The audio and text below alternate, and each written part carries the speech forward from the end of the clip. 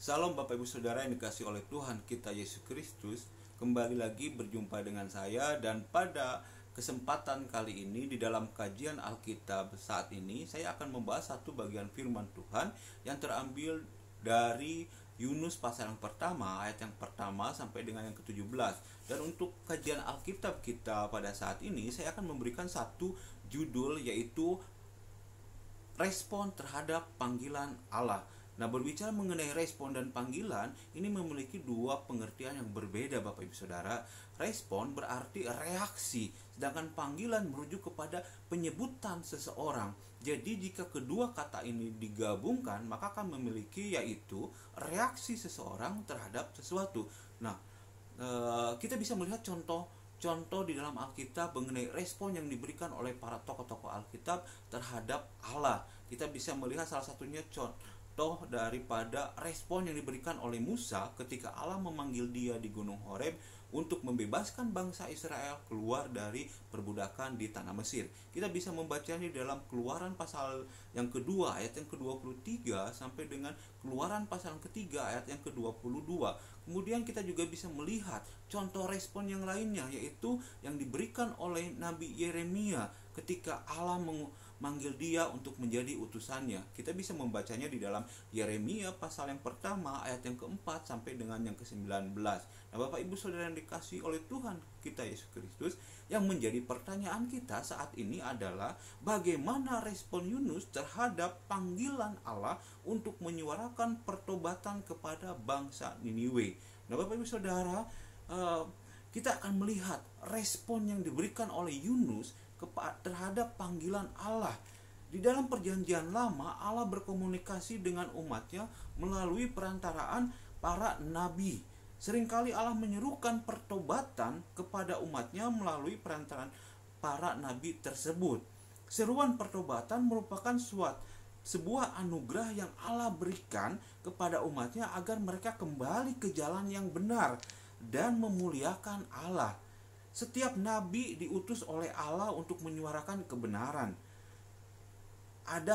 Tetapi ada yang merespon dengan positif, tetapi ada juga yang meresponnya dengan negatif. Bahkan ada juga yang merespon dengan cara melarikan diri dari panggilan Allah tersebut. Seperti halnya yang terjadi atau yang dilakukan oleh Nabi Yunus.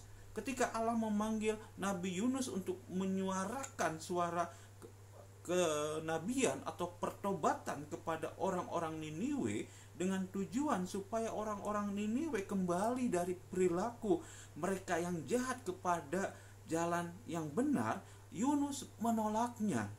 Padahal Allah di sini menghendaki orang-orang Niniwe juga mereka menerima keselamatan seperti bangsa Israel. Hal itu menunjukkan bahwa Allah juga mengasihi bangsa lain di luar bangsa Israel. Namun respon yang diberikan oleh Nabi Yunus sangat berbeda dengan apa yang diharapkan oleh Allah. Yunus melarikan diri dari panggilan Allah tersebut dan malah pergi ke Tarsis. Kita bisa membacanya di dalam ayat yang ketiga. Dan bukan pergi ke Niniwe.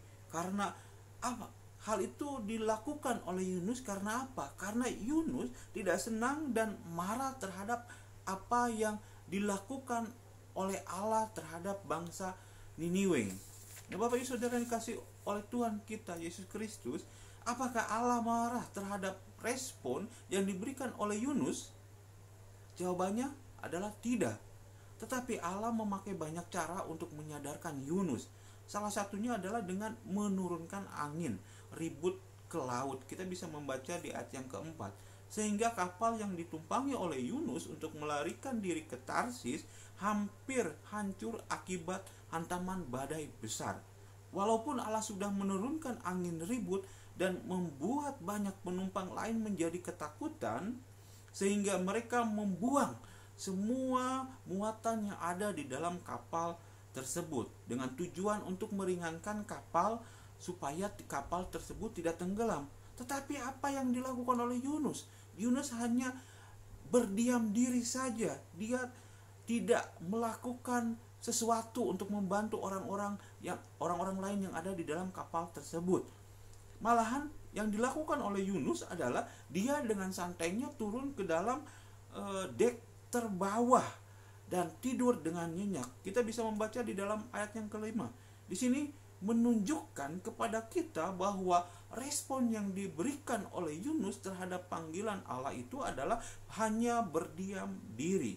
Seperti halnya Yunus yang berdiam diri dalam merespon panggilan Allah terhadap dirinya, seringkali kita juga melakukan hal yang sama dengan yang dilakukan oleh Nabi Yunus. Ketika orang-orang di sekeliling kita sedang membutuhkan pertolongan kita, sedang membutuhkan bantuan kita, seringkali kita pura-pura tidak tahu dan menutup telinga dan mata kita terhadap orang-orang yang sedang membutuhkan pertolongan kita. Yang menjadi pertanyaan saat ini adalah, apakah kita sebagai orang-orang percaya juga bisa melarikan diri dari panggilan yang sudah Allah berikan kepada kita? Jawabannya adalah seperti yang dilakukan oleh Yunus, kita juga sebagai orang-orang percaya bisa melarikan diri terhadap panggilan yang Allah berikan kepada kita. Nah, setiap kita diberikan panggilan yang berbeda-beda oleh Allah menurut karunia yang kita miliki, menurut karunia yang Allah berikan kepada kita. Dan kita seringkali menyia-nyiakan karunia yang sudah Allah berikan kepada kita.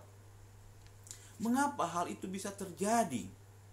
Hal itu bisa terjadi karena respon yang salah dalam mengartikan panggilan yang diberikan oleh Allah kepada setiap kita.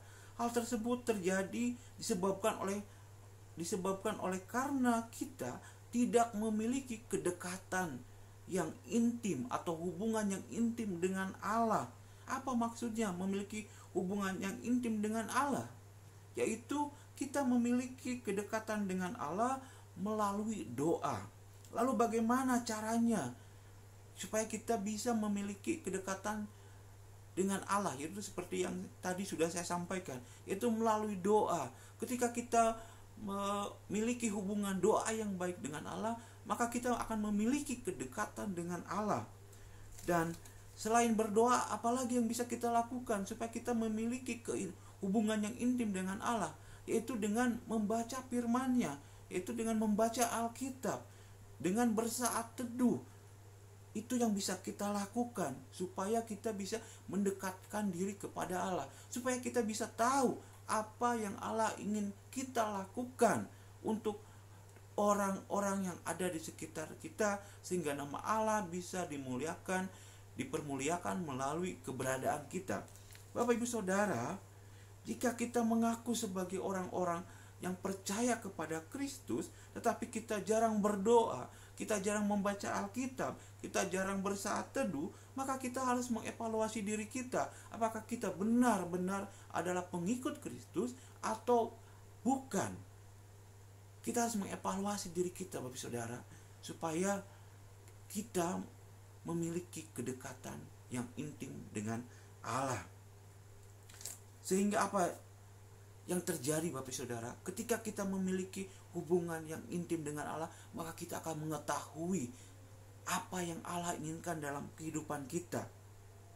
Nah, bahayanya ketika kita tidak memiliki hubungan yang intim dengan Allah, maka kita akan memberikan respon yang negatif terhadap panggilan Allah dalam diri kita. Apapun yang terjadi dalam kehidupan kita, kalau kita tidak memiliki hubungan intim yang baik dengan Allah, maka kita akan meresponnya dengan negatif, seperti yang dilakukan oleh Yunus ketika Allah memanggil dia untuk menyuarakan pertobatan kepada bangsa Niniwe, tapi dia meresponnya dengan negatif. Nah, Bapak Saudara yang dikasihi oleh Tuhan kita Yesus Kristus, pelajaran apa yang bisa kita dapatkan dari Yunus pasal yang pertama, ayat yang pertama sampai dengan ke-17 ini? Bapak Saudara yang dikasihi oleh Tuhan kita Yesus Kristus, sungguh meninggalkan panggilan Allah adalah suatu hal yang sangat berbanding terbalik dengan anugerah yang sudah Tuhan berikan kepada kita sebagai orang-orang percaya, sebagai anak-anak Tuhan. Seharusnya kita sebagai orang-orang yang sudah percaya kepada Kristus, orang-orang yang sudah dipilih oleh Tuhan, kita harusnya taat melakukan apa yang menjadi kehendak Allah, bukan kita menjadi pemberontak, Bapak Saudara.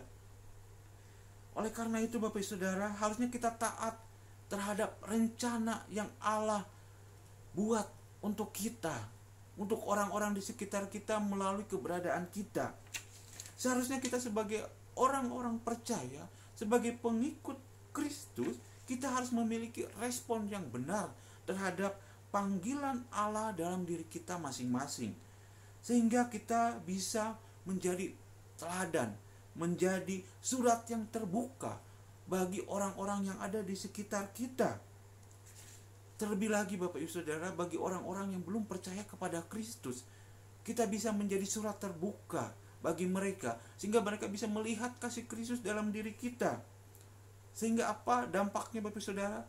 Kita juga bisa menjadi agen-agen perubahan yang menuju ke arah yang positif, ke arah hal-hal yang baik, bukan kepada hal-hal yang negatif atau hal yang buruk. Itu yang Allah inginkan di dalam kehidupan kita sebagai orang-orang percaya.